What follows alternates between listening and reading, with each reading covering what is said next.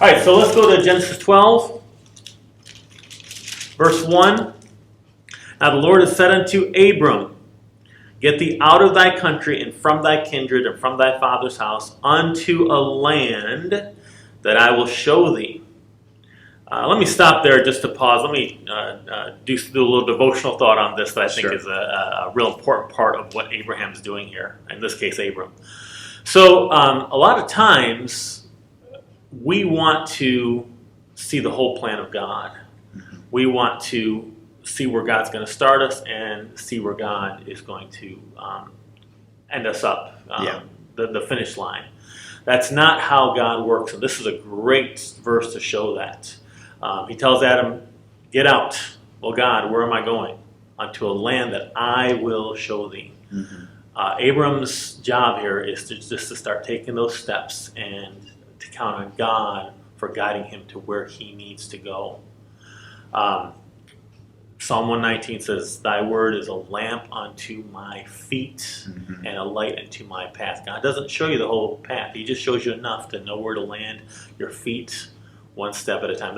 That's living by faith. It's a tough way to live, but that's how God calls us. And we also get a picture here of kind of, who Abram is, that he says, hey, this is what I want you to do, and he does it. Yeah, that's right. I mean, there's a level of faith there that involved with that. Like trusting God and being obedient to what God says. You're leaving your father's house, the land, you're going somewhere that I'm going to show. I mean, there's a leap of faith that takes place there. Absolutely. So pretty impressive guy. So there's got to be a reason why he chose it. Yeah. And the other part of this is the idea of sanctification. We think of sanctification, I think, a lot of times incompletely. We think of sanctification as being separated from something. But look what the verse says. It says, get thee out of thy country. There's a separation from something. But the next part says, and from thy kindred, from thy house, unto a land. Sanctification is separation from something unto something else.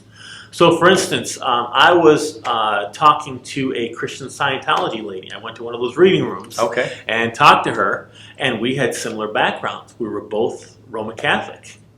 And I left Roman Catholicism and became a born-again, Bible-believing Christian. She left Roman Catholicism and became a Scientologist. Mm-hmm. So both of us left something, were separated from something, but it's very important what you are separated unto. She went from the frying pan into the fire, where I went from the frying pan into life, into the cookie sheet. Good choice. So sanctification is not just being, you can be separated from something into something worse. Mm-hmm.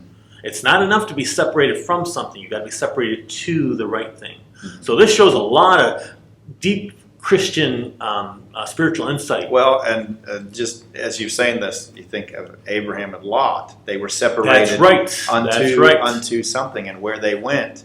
I mean, it worked out for Lot, but it was. But he still went to the wrong place, and he was saved by the one who was separated unto the good thing that went to the right place. Some really interesting applications. Yeah, some deep applications here. So it says, I will make of thee a great nation. So here we see, like we said, this is dispensation of promise. There's God making some promises here. I will bless thee, make thy name great. Thou shalt be a blessing. I will bless them that bless thee, and curse him that curseth thee. So here we get that first idea of our responsibility to Abraham and Abraham's people. Mm-hmm. God puts blessings on those that bless the Jewish people, and there's special curses reserved for those that go against the Jewish people. And this isn't a one-time, this isn't a one-off. You will not find this change throughout the entire Bible. You're not going to find anything that changes God's promise here. These are unconditional promises that he makes to Abraham here. So that runs all the way through Scripture. So it gives us an idea of how we are supposed to treat the nation of Israel and the Jew. Yeah, and there's not even really a command how to treat the Jew here. It's just God's promise that I'll bless them that do treat them right and curse them that don't treat them right. Which should give us an idea of, hey, if you want to get in on some of these blessings, here's a promise. Yeah, that's right. And it's interesting how it's worded here too. It says, I will bless them that bless thee. So it's kind of like, that's kind of a group blessing that you can get. But look at the second part. And curse him that curseth thee. So there seems to be something specially reserved individually for the individual that chooses to either go with the group or on his own curse. It's interesting how it's worded there. I don't know all the ramifications but there. Pay attention to it. Pay attention to how it's worded there.